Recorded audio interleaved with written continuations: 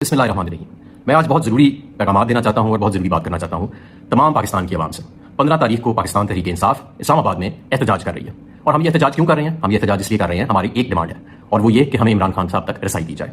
ہر قیدی کا یہ حق ہے کہ اس تک وکلاء کی اور ڈاکٹرز کی رسائی ہو. عمران خان صاحب پاکستان کا مستقبل ہیں. واحد اس وقت سب سے بڑی سیاسی قوت اور سب سے بڑی سیاسی حقیقت، کسی کو پسند آئے یا نہ آئے، وہ اس وقت عمران خان صاحب ہیں. اور ان تک رسائی کو ہم سمجھتے ہیں کہ ایک سازش کے ذریعے معطل کیا گیا ہے، موخر کیا گیا ہے یا ختم کیا گیا ہے. ہم کوئی چاند تاڑے توڑ لانے کی ڈیمانڈ نہیں کر رہے اس وقت حکمرانوں سے. ہماری ڈیمانڈ قانون، آئین اور قیدیوں کے حقوق کے عین مطابق ہے.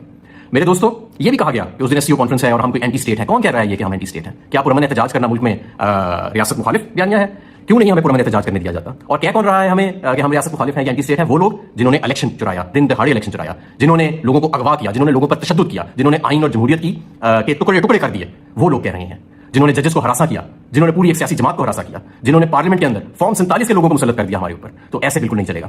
ہم بالکل اپنا احتجاج کریں گے اگر عمران خان صاحب تک ہمیں رسائی نہ دی گئی، اور تمام لوگ احتجاج کریں گے. کہا جا رہا ہے اس احتجاج کو کون لیڈ کرے گا؟ سب سے زیادہ خطرہ تو مجھے ہے نا. کہا جاتا ہے کہ اگر میں گرفتار ہوا تو مجھے یا تو قتل کر دیا جائے گا یا بدترین تشدد کا نشانہ بنایا جائے گا. لیکن میری جان عمران خان کی جان سے زیادہ قیمتی نہیں ہے. اگر مجھے اپنی جان کا نذرانہ دینا پڑتا ہے تو میں اس مرد کلندر کے لیے اور اپنے پاکستان کے لیے اور اس اللہ کی زمین پر انصاف قائم کرنے کے لیے دوں گا. اور ہمارا، میں دوبارہ یہ بتاتا ہوں کہ ہمارا مطالبہ کوئی ناجائز مطالبہ نہیں ہے. کیا آپ لوگوں نے سنجرانی جلسے کو مؤخر کرانے کے لیے، اسلام آباد جلسے کو مؤخر کرانے کے لیے صبح کے 8 بجے اڈیالہ کے دروازے نہیں کھول دیے تھے عمران خان صاحب تک پیغام رسائی کرنے کے لیے؟ تو اب کیا آپ کو مسئلہ آ رہا ہے؟ کیوں آپ اس معاملے پہ اتنے غیر سنجیدہ اور ہٹ دھرمی کا اظہار کر رہے ہیں؟ اس سے ہمارے شکوک و شبہات میں مزید اضافہ ہوتا ہے.